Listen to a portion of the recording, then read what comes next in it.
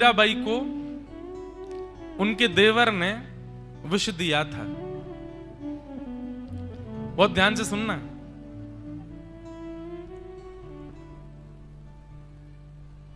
एक वैद्य को बुलाया था देवर ने और उस वैद्य से कहा कि तुम जितना भयानक विष बना सको उतना भयानक विष बनाओ। ये मीरा के मुख के पास पहुंचे, उसकी जीभ पर प्रथम बिंदु पड़ते ही प्राण निकल जाएं, इतना भयानक विष बनाओ।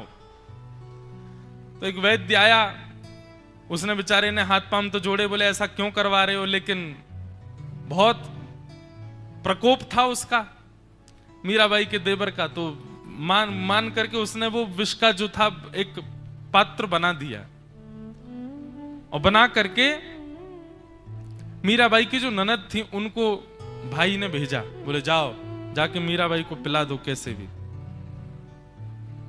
जा करके मीराबाई के सन्मुख रख दिया।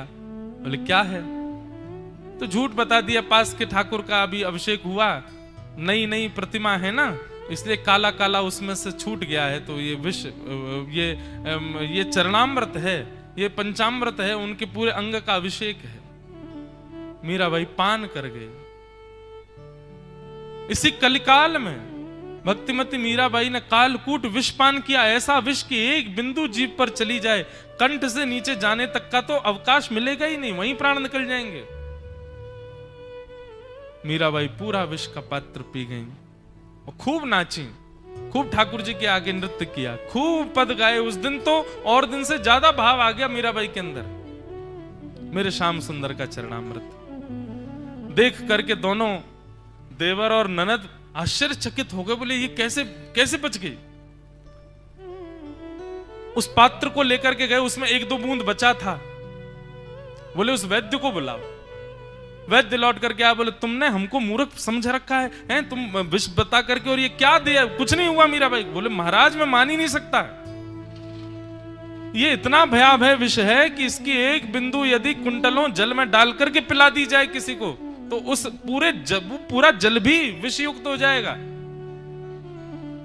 बोले मीराबाई को कुछ नहीं हुआ, अब तू एक काम कर, इसमें 1-2 बूंद बचा, इसको तू चाट, अगर तुझे कुछ हुआ तो मानेंगे कि ये ठीक था, और तुझे कुछ नहीं हुआ तो फिर तुमको पकड़ करके जेल में डालेंगे। वैद्य बोला दोनों तरफ से मेरी तो मृत्यु है, अगर ये सच नहीं निकला तो आप जेल में डाल देने वाले हो, और अगर ये सत्य निकला तो मैं कौन सा देखने को बचूंगा कि हाँ सत्य था मेरे हाथ का बना विष। राणा खड़ा हो गया मुख के ऊपर, बोले पीना तो तुझे पड़ेगा।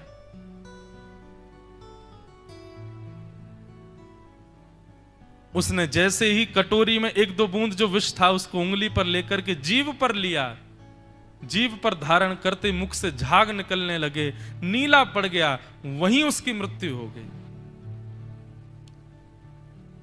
महाराज ये दृश्य देखते ही मीराबाई की ननद तो उसी क्षण दौड़ करके गई और मीराबाई के चरणों में गिर गई, बोले भाभी मां मुझे क्षमा कर दो। उसे विश्वास हो गया कि मीराबाई की भक्ति सामान्य नहीं है, साधारण नहीं है।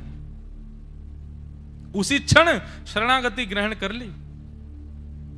लेकिन राणा अब भी नहीं माना था।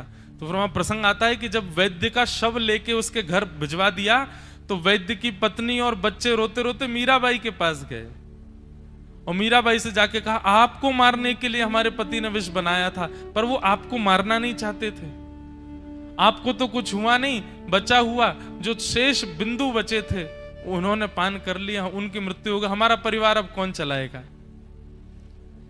मीराबाई तुरंत अपने गिरधर गोपाल के पास गई और जाकर के बोले बहुत प्रतापी हो ना आप, मैंने सुना है पूतना के पयोधर में लगे विष को पान कर गए थे आप, मैंने सुना है तृणावर्त का वध किया, मैंने सुना नख पर गिरिराज जी धारण कर लिया, आपने इतना सब कुछ किया। गोपाल जी यदि मेरा प्रेम आपके प्रति स्वच्छंद है, मेरा प्रेम आपसे निर्मल है, उस वैद्य को जीवित करो, वो निर्दोष है, उसका कोई कसूर नहीं। और मीराबाई ने ठाकुर जी के सामने बैठ के खूब पद गाए। एक बहुत सुंदर पद लगता मुझे मीराबाई का, कबहू मिले पिया मोरा गोविंद कबहू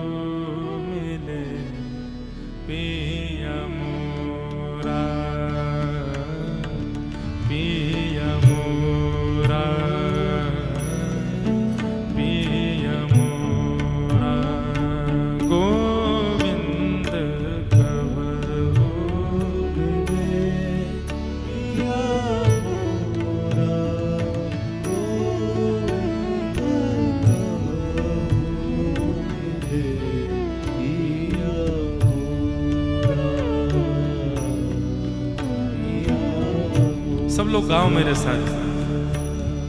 ओ कब मिले पिया मोरा गोविंद, कब मिले पिया मोरा गोविंद, कब मिले पिया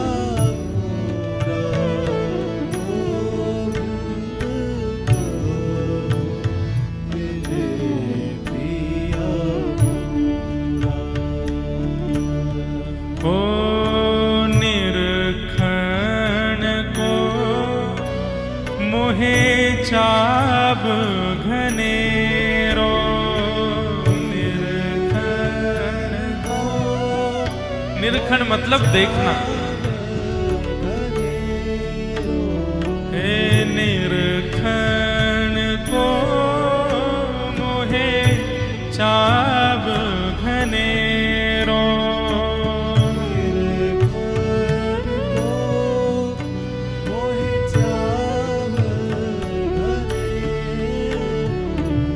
राखूं नैना नेरा गोविंद, राखूं नैना नेरा गोविंद, कब मिले पिया मोरा,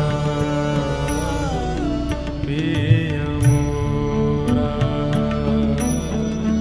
पिया मोरा गोविंद, कब मिले पिया मोरा गोविंद, कब मिले पिया मोरा।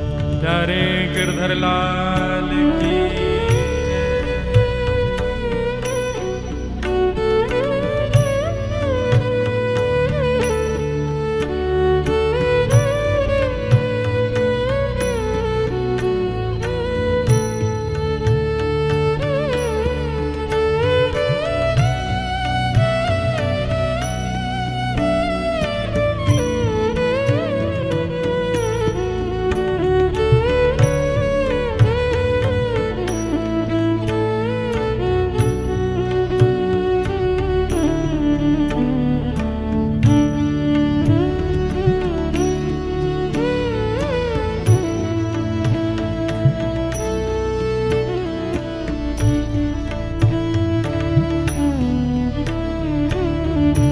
मीराबाई कहती हैं वो कितनी व्याकुल हैं, हम लोग कितने व्याकुल होते हैं, बोले कि हम बहुत व्याकुल हैं, उसको देखना चाहते हैं, उससे मिलना चाहते हैं, आदि आदि, बस इतनी व्याकुलता है हमारी कि रो देंगे बस व्याकुलता में।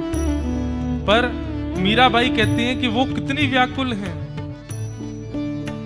हे व्याकुल प्राण धरे नहीं धीरज, व्याकुल प्राण धरे नहीं धीरज। श्याम सुंदर, मेरे प्राण कभी कभी तो निकलने को बिल्कुल हो ही जाते हैं। अगर ऐसा पूछा जाए मीराबाई से कि आप कितनी बार मृत्यु के द्वार का स्पर्श करके आई हैं, तो असंख्य।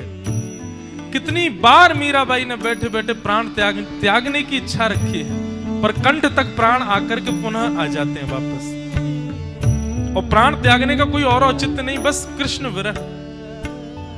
व्याकुल प्राण धरे नहीं धीरज, व्याकुल प्राण धरे नहीं धीरज।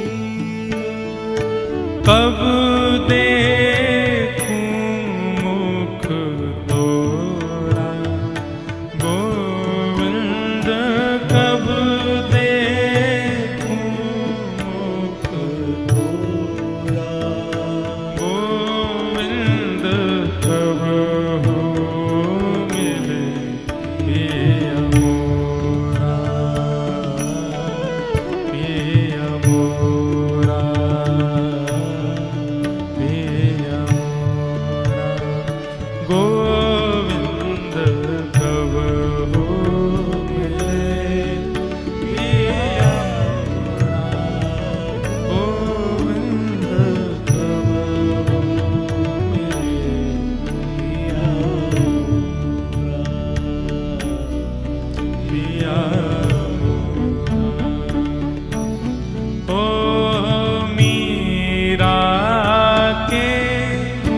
प्रभु गिरधर नागर।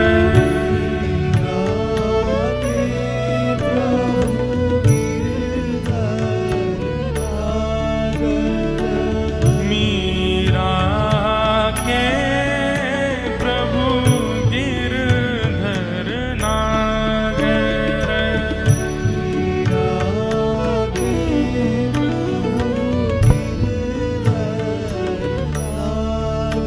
हे ताप तपन बहु तोरा, गोविंद ताप तपन बहु तोरा, गोविंद कबहु मिले प्रिय मोरा।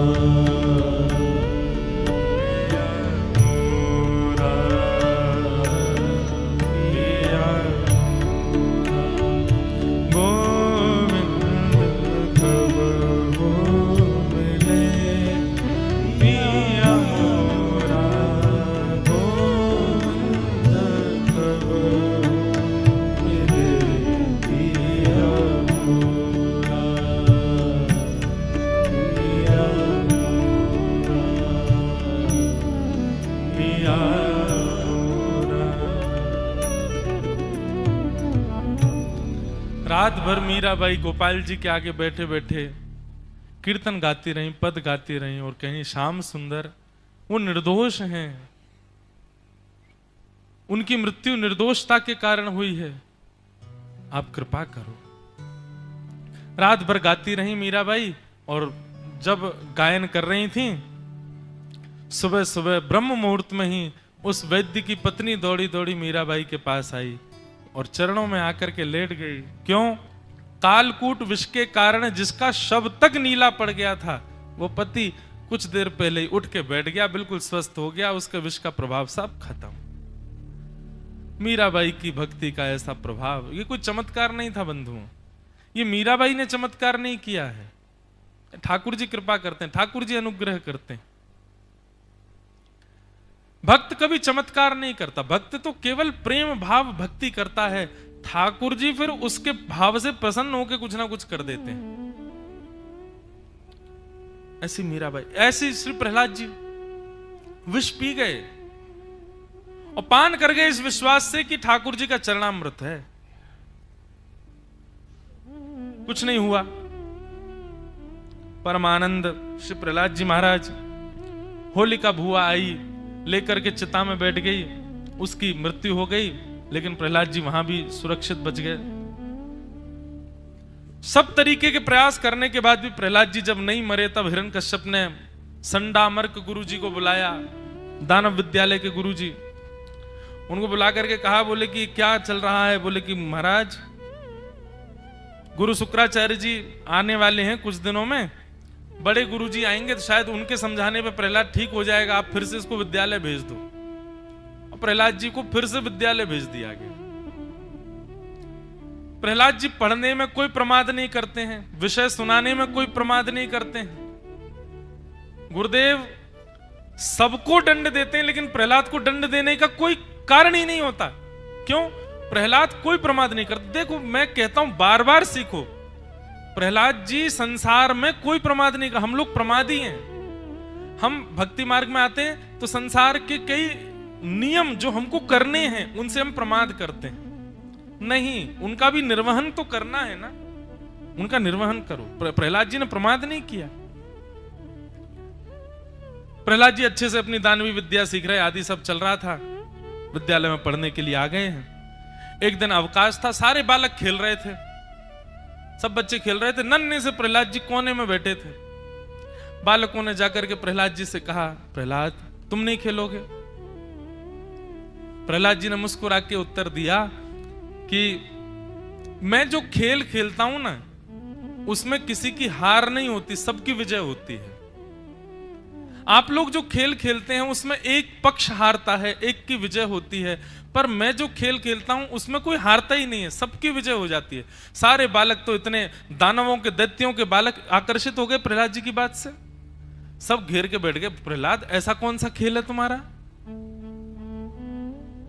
प्रहलाद जी कहते हैं कीर्तन, कीर्तन रूपी खेल, इसमें हारा वही जो इस खेल में नहीं आया।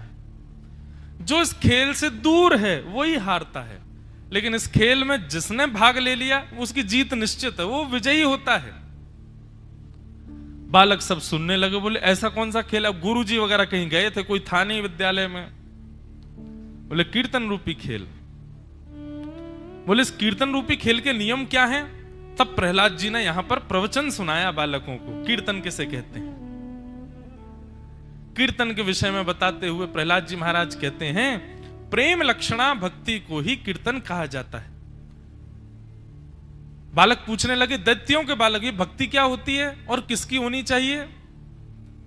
तो बोले आदि ब्रह्म नारायण हैं, वे नारायण ही भक्ति के मूल ग्रहण करता है, उन्हीं की भक्ति करनी चाहिए। एक दैत्य बालक बोला, अरे हाँ मैं जानता हूं नारायण के बारे में, मैं भक्ति के बारे में भी सुना है, लेकिन उनकी प्राप्ति के लिए तो कहते हैं ना कि दैत्य नहीं होना चाहिए, दैत्य के तो वो शत्रु हैं। प्रहलाद जी बोले वो किसी के शत्रु नहीं है, वो सबके मित्र हैं, सबके प्रेमी हैं। वृत्रासुर असुर था, ठाकुर जी की स्तुति गाई, उसने प्राप्त कर लिया। वो किसी के शत्रु नहीं है, वो सबके मित्र हैं, सबके शत्रु। ये हम दैत्यों को भी वही बनाते हैं। एक दैत्य बालक बोला, बोले भाई दैत्य कुल में जन्म लेने के बाद सब चीज ग्रहण कर सकते हो, लेकिन भक्ति तुम्हारे चित्त में नहीं आएगी, ये ऐसा मैंने सुना है। प्रहलाद जी महाराज कहते हैं कि न दानम न तपो निज्य न शौचम न व्रतानि च प्रीयते मलया भक्त्या हरिरन्य विडंबनम। अरे तुमसे किसने कही ये बात? प्रहलाद जी स्पष्ट कह रहे हैं, बोले मैं पत्थर पर लिख करके दे रहा हूं, न दानम, दान से भगवान नहीं मिलेंगे, न तपो, न तप से भगवान मिलेंगे, न यज्ञ यानी कि यज्ञ करते रहो, पूरा जीवन यज्ञ में निकाल दो, ठाकुर जी नहीं मिलेंगे, न शौच्यम, 3 बार स्नान करने से भी भगवान नहीं मिलेंगे, न व्रतानि च, हफ्ते में 3-4 दिन तक व्रत रखो, ठाकुर जी नहीं मिलेंगे, महीना में 15 दिन व्रत रखो, ठाकुर जी नहीं मिल सकते। लेकिन आप जप नहीं कर पाते, यज्ञ नहीं कर पाते, व्रत नहीं कर पाते, नियम नहीं कर पाते, लेकिन प्रियते मलया भक्त्या, निर्मल भक्ति करते हो चित्त में, तो आपको अन्य साधनों को करने की आवश्यकता ही नहीं है, क्योंकि अन्य साधन केवल साधन हैं, उनसे साध्य की प्राप्ति नहीं होती। साध्य की प्राप्ति तो केवल और केवल भक्ति से ही होती है, और वह भी प्रेम लक्षणा भक्ति, प्रियते मलया भक्त्या, निर्मल भक्ति, अमल भक्ति। प्रहलाद जी कहते हैं जो अमल भक्ति नहीं करता है, कुछ भी कर ले ठाकुर जी नहीं मिलेंगे, लेकिन कुछ ना करे, केवल निर्मल भक्ति करे, केवल प्रेम भक्ति करे, ठाकुर जी को वो सबसे ज्यादा प्रिय है। एक बालक कहने लगा, हम लोग तो बालक हैं ना, वो बालकों को थोड़ी मिलते हैं, वो तो बड़े बुजुर्ग दाढ़ी वाले महात्माओं को मिलते हैं भगवान। प्रहलाद जी बोले ये सबसे बड़ी भूल है यदि ऐसा सोच रहे हो तो, कि कौमाराचरित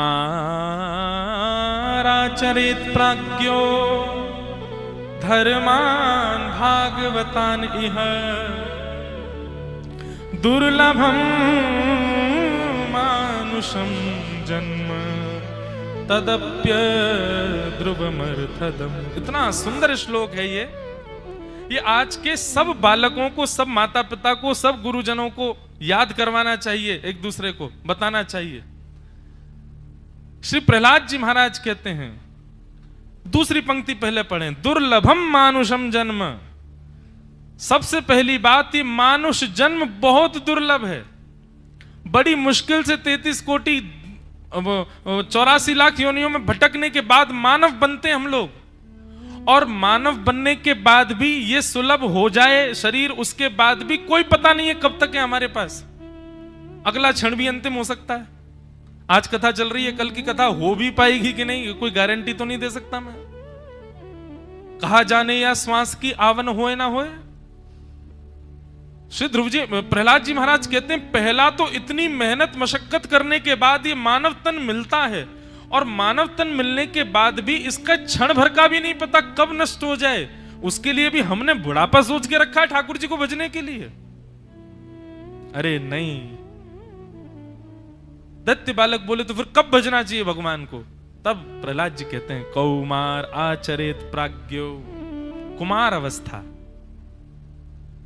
8 वर्ष के पश्चात की अवस्था कुमार अवस्था होने लग जाती है। 8 वर्ष से पहले तक पौगंड अवस्था होती है, उसके बाद कुमार अवस्था प्रारंभ हो जाती है। अब धीरे धीरे कुमार होने लग जाता है बालक, और तभी हमारे यहाँ यज्ञोपवीत संस्कार का भी विधान है। उसी काल में यज्ञोपवीत आदि हमारे उत्तर भारत में तो तभी होता है 7-8 वर्ष की आयु में। उसके बाद बालक थोड़ा विवेकी हो जाता है, इतना समझ सकता है, समझ लेता है, खुद स्नान कर लेता है, खुद भोजन कर लेता है, खुद वस्त्र पहन लेता है, सब अपनी चीजों का ध्यान रखना शुरू कर देता है। जब आत्मनिर्भर धीरे धीरे होने लग जाए तो समझो कुमार अवस्था प्रारंभ है, और तभी से ही उसमें भक्ति का बीजारोपण होना चाहिए। उसमें भक्ति भाव प्रकट होना चाहिए। प्रहलाद जी महाराज कह रहे हैं भक्ति 55 का विषय नहीं है, भक्ति बचपन का विषय। बचपन से करो। मैं कहता हूं बचपन से भक्ति करोगे तो 55 की आयु तक ठाकुर जी मिल जरूर जाएंगे, और शुरुआती 55 में करिए तो फिर शमशान में मिलेंगे भगवान आके।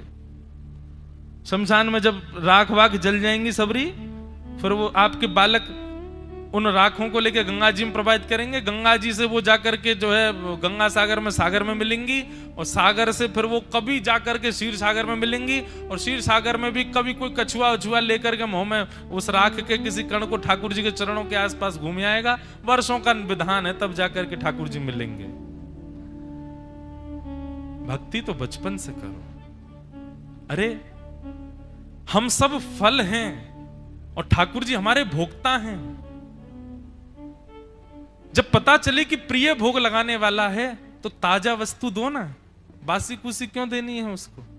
इसका मतलब यह नहीं कि किसी वृद्ध की में कोई ऐसा नहीं, वृद्धावस्था में जो भक्ति प्रारंभ करते हैं उनकी निंदा हो रही है यहां पे। जिन्होंने बाल्यकाल में नहीं की शुरुआत, बचपन से लेकर के और बुढ़ापे तक तो केवल विषय भोगों में संलिप्त रहे, एक समय आने पर तब जाकर के छोड़ करके भक्ति मार्ग अपनाते हैं। तब कब? जब दांत टूटने लगे, पैरन से चला नहीं जा रहा, बैठा नहीं जा रहा। सीधी बात, आपकी इंद्रियां बिल्कुल स्वस्थ हो, पूर्ण जोर हो, हर कार्य को करने में सक्षम हो, पूर्ण सक्षमता जब आपके अंदर हो, तब अपनी सक्षमता को भक्ति में लगा दो। हम क्या करते हैं? जब हम पूर्ण सक्षम होते हैं, अपनी सक्षमता को ठाकुर जी की बजाय संसार में लगा देते हैं, और जब सक्षमता संसार में करते करते करते करते उपभोग जब दुर्बल होने लग जाते हैं, तब ठाकुर जी के चरण पकड़ते हैं। मतलब 15-16 किलो दूध देती है गैया लीटर, तो हमारी गौशाला में रहनी चाहिए। वो बेचारी गैया थोड़ी बांझ सी हो गई, अब दूध नहीं देती, तो उसको कहीं ऐसी गौशाला में छोड़े आए जहां पे गैयाओं की बस गैया भरी रहती है। ऐसी भक्ति हमारी। जब तक इंद्रियां उपभोग करने में सक्षम हैं, तब तक तो हम संसार में ही रहते हैं, और जैसी इंद्रियां शिथिल होने लगती हैं, तब ठाकुर जी की शरणागति ग्रहण करते हैं। ये गलत है। मैं तो कहूंगा इंद्रियां जब पूर्ण रूपेण शुद्ध हो, पूर्ण रूपेण तत्पर हो, विषय भोगों को भोगने के लिए मानो जैसे पत्थर के समान हैं, उस समय ठाकुर जी के कोमल चरणों को पकड़ लो। अपनी समस्त तेजों में इंद्रियों को जब भगवत भक्ति में हम लगा देते हैं, तब ठाकुर जी बहुत प्रसन्न होते हैं। बताओ, इसके पास में अवसर था, इसके पास में संभवताएं थी, इसके पास में 10 कारण थे विषय भोगने के, पर उसके बाद भी ये मेरे चरणों को पकड़ करके बैठा है। इसलिए ठाकुर जी युवाओं से बड़े प्रसन्न रहते हैं। युवा भक्त बड़े प्रिय लगते हैं ठाकुर जी को, युवाओं से ज्यादा कुमार छोटे थोड़े 8-9 वर्ष की आयु से प्रारंभ होने वाले, वो ज्यादा और ज्यादा प्रिय है। तो श्री प्रहलाद जी महाराज कहते हैं भैया इस प्रकार कुमार अवस्था से भक्ति करो, आदि आदि सब बात कही। बहुत सुंदर प्रवचन है प्रहलाद जी का। यहां पर एक भक्ति साधक के लिए सुंदर प्रवचन है प्रहलाद जी का। प्रहलाद जी ने प्रवचन किया, प्रवचन के पश्चात बोले अब श्रवणम हो गया, अब कीर्तन करो, अब खेल खेलो। बालक ये समझ गए कि हरि कौन है, नारायण के विषय में जान गए, उनकी भक्ति के बारे में जान गए। अब प्रहलाद जी बोले अब कीर्तन करो। कीर्तन कैसे करें? प्रहलाद जी ने अपने गुरुदेव का स्मरण किया। कौन है गुरुदेव? नारद जी। नारद जी मृदंग और मंजीरा लेकर के प्रकट हो गए, और ये मृदंग और मंजीरा ये कीर्तन की दो सामग्री हैं।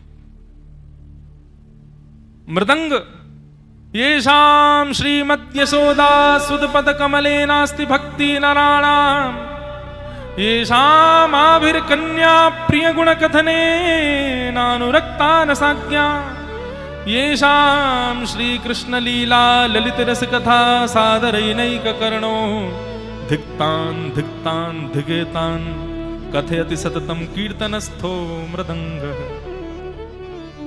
मृदंग के स्वर कैसे आते हैं? धिक्तान धिक्तान धिगेतान। हमारे वारकरी वैष्णव तो मृदंग खूब सुंदर, यहाँ उस दिन महाराज जी का चल रहा था कीर्तन, क्या सुंदर मृदंग बज रही थी। यहाँ रात्रि को जितने कार्यक्रम सब में मृदंग आती थी। मृदंग का स्वर ही अलग है, बजती ऐसा लगता है मानो देव गंधर्व प्रकट हो गए हों। शास्त्र कह रहे हैं मृदंग के ये स्वर धिक्तान धिक्तान धिगेतान, इनका अर्थ क्या है? बोले येषां श्रीमद् यशोदा सुदपद कमले नास्ति भक्ति नराणाम। जिस व्यक्ति की यशोदानंदन श्री कृष्ण की चरण कमलों में भक्ति नहीं है, यशोदानंदन श्री कृष्ण को जो प्रेम भर के नहीं देखता है, येषां आभिर्कन्या प्रिय गुण कथने नानुरक्ता रसज्ञा। ब्रज की गोपियां जिनके सुंदर गुणानुवाद को गाती हैं, उन गुणानुवादों को जो नहीं सुनता है, येषां श्री कृष्ण लीला ललित रस कथा सादरैनैक कर्णो, भगवान की सुंदर कथा को जो मन लगा करके चित्त लगा करके कानों से उसको श्रवण नहीं करता है, उसके लिए मृदंग कहता है धिक्तान धिक्तान धिगेतान। धिक्कार है, बहुत बड़ा धिक्कार है। अरे भैया तुम काय को जी रहे हो? तुम्हारा जीवित रहना ही व्यर्थ के समान है। क्यों जी रहे हो? तुम कृष्ण से प्रेम नहीं करते। धिक्तान धिक्तान धिगेतान। तो ये पहली सामग्री है कीर्तन की, मृदंग, और दूसरी सामग्री मंजीरा, वो भी यहां खूब बजता है। मंजीरा अगर कंटिन्यूसली बोलो तो अपने आप राम जी बोलता है। मंजीरा बोलो सब लोग, मजीरा मजीरा मजीरा मजी राम जी राम जी राम जी राम जी राम जी राम जी राम जी। मजीरा बोलो, अपने आप राम जी हो जाएगा। मजीरा मजी राम जी राम जी राम जी राम जी राम जी राम जी राम जी। मजीरा बोलने लग जाओगे 10-5 बार ही राम जी निकलता है। इसलिए ये दोनों ही कीर्तन करते हैं, स्वयं भी बजते नहीं हैं, इसलिए दोनों कीर्तन की सामग्री है। ऐसे ही मीरा गोपाल बोलते जाओ तो अपने आप मेरा गोपाल आ जाएगा। मीरा गोपाल। तो ये दो सामग्री लेकर के नारद जी प्रकट हो गए। प्रकट होते ही नारद जी ने सब सामग्री सब वैष्णव बालकों को वहां पर प्रदान करवा दी। हाथ में लेकर के सब सामग्रियों को, और सब बालक, प्रहलाद जी मध्यस्थ खड़े हैं, चारों तरफ बालक खड़े हैं। प्रहलाद जी तान छेड़ते हैं, करताल बजाते हैं, मजीरा बजाते हैं, और जहां की तरफ उछलते हैं सब बालक वहीं की तरफ उछलते हैं। जैसे प्रहलाद जी बैठ जाते हैं सब बालक बैठ जाते हैं। प्रहलाद जी घूम जाते हैं सब बालक घूम जाते हैं। आहा, हिरण्यकश्यप के राज्य के सब दानवों के बालकों को भक्त बना दिया प्रहलाद जी ने। भक्त का यह स्वरूप होना चाहिए। बंधुओं, आधा नींबू काट के 5 किलो दूध में निचोड़ दो, क्या करेगा? फाड़ देगा पूरे को। क्या कर देगा? उसको पनीर बना देगा। अब दूध का मूल्य ज्यादा होता है कि पनीर का मूल्य ज्यादा होता है? पनीर का मूल्य होता है। नींबू के समान भक्त को होना चाहिए, जिससे मिले उसको और श्रेष्ठ बना दे, भक्ति युक्त कर दे, ज्ञान युक्त कर दे। ऐसा भक्त का स्वरूप होना चाहिए। ये श्री प्रहलाद जी से सीखा। प्रहलाद जी महाराज ने सबको भक्त बना दिया। सारे बालक भक्त हो गए।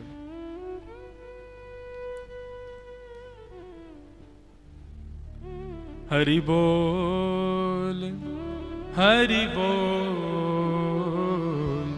मुकुंद माधव हरि हरि बोल हरि बोल हरि बोल। ऐसी भावना रखो।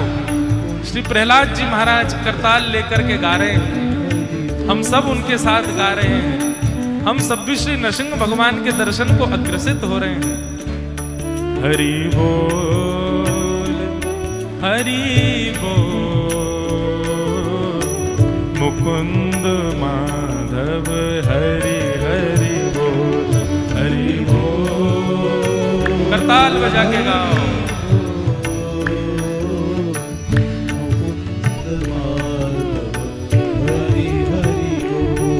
हरि बोल हरि बोल मुकुंद माधव हरि हरि बोल हरि बोल हरि हरि बोल हरि बोल मुकुंद माधव हरि हरि बोल हरि बोल हरि बोल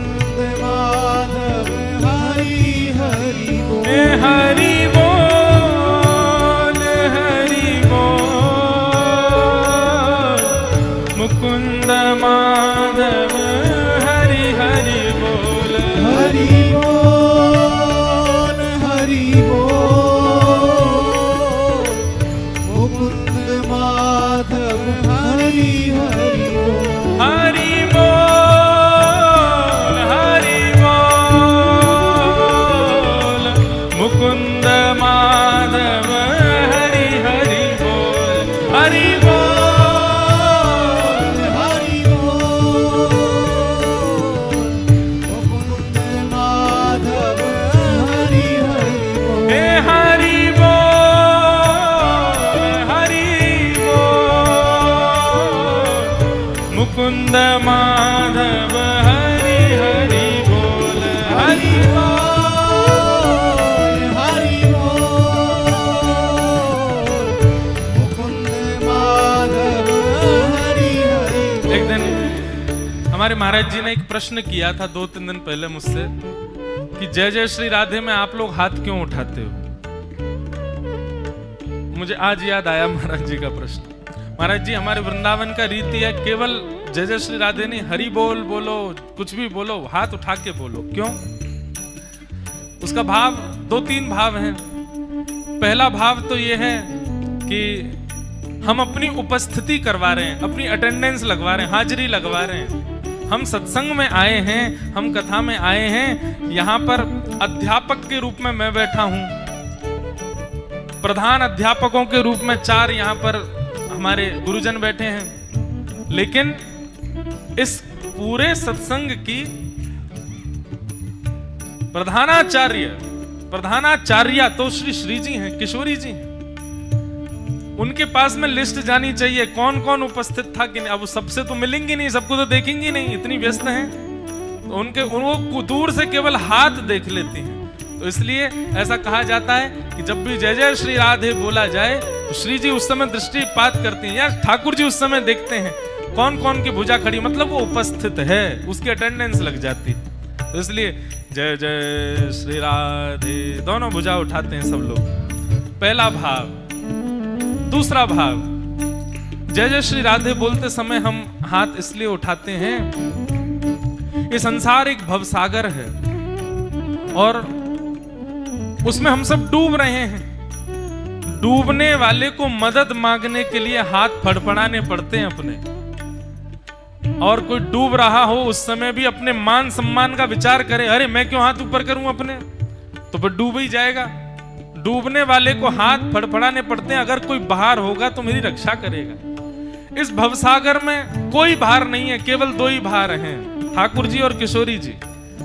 इसलिए जब भी कीर्तन हो, जब भी जय जय श्री राधे बोले तो भुजा उठाओ, मानो श्री जी को दिख जाए, अरे कोई डूबता हुआ हाथ ऊपर कर रहा है, कह रहा है कि मेरी रक्षा करो, मुझे बचाओ, तो श्री जी आके उसको निकाल लेते हैं। दूसरा भाव। तीसरा भाव, जब कोई कीर्तन होता है, जय जय श्री राधे बोलते हैं, तो दोनों भुजा उठा करके, मानो जिस प्रकार एक नन्हा बालक वो जब नया नया चलना सीखता है तो थक जाता है, वो दूर से ही अपने पिता को देख के हाथ उठा लेता, मुझे गोदी में लो, मुझसे चला ही नहीं जा रहा, मैं चलने लायक नहीं हूं नाथ, मुझे उठाओ। इसलिए जय जय श्री राधे बोलते समय हम गोद मांगते हैं श्री जी से, हे किशोरी जी अपनी गोद में बैठा लो हमें, हम पे चलो ना जा रो नीचे। इसलिए तीसरा भाव, इसलिए हम लोग अपनी भुजा उठाते हैं। और चौथा भाव, जय जय श्री राधे बोलते समय भुजा इसलिए उठाते हैं, मानो एक भुजा श्याम सुंदर, दूसरी भुजा किशोरी जी दोनों धारण कर लें और हमको बढ़िया नृत्य करावें, इस भवसागर से पार करावें, दोनों हमारे हाथ पकड़ करके नृत्य कर रहे हैं, इस भाव से हम भुजा उठाते हैं। महाप्रभु श्री चैतन्य महाप्रभु तो कहते हैं कीर्तन ऐसा करके, ऐसे बैठ के करना दोष है, ऐसे बैठ के करना ही नहीं चाहिए। तो बोले उत्तान नृत्य करो, और नृत्य करते हुए किसी को दिखाने के लिए नहीं, नेत्र बंद कर लो, अपने हृदय में भाव साम्राज्य में ठाकुर जी को बैठाओ, और बैठा करके खूब महाराज उछल उछल करके नृत्य करो। और नहीं नृत्य कर सकते तो दोनों भुजाएं उठा करके गाओ, हरि बोल हरि बोल हरि बोल हरि बोल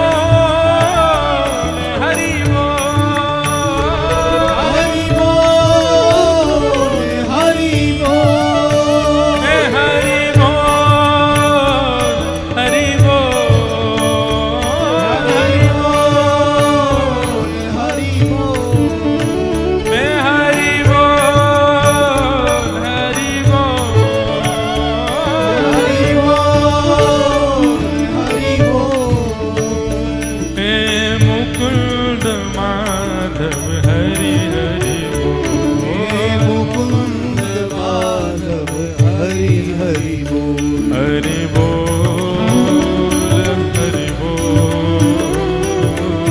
मुकुंद माधव हरि हरि।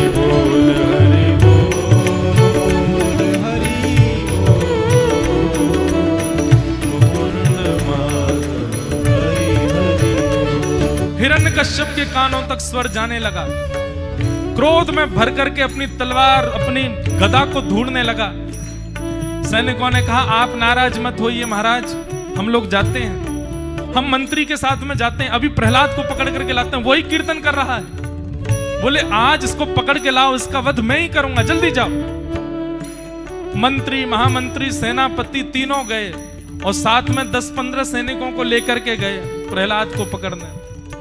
जाकर के देखा तो वहां तो गांववासी, दैत्य गुरुकुल के सारे बालक, संडामर्क गुरुजी और प्रहलाद सब कीर्तन कर रहे हैं।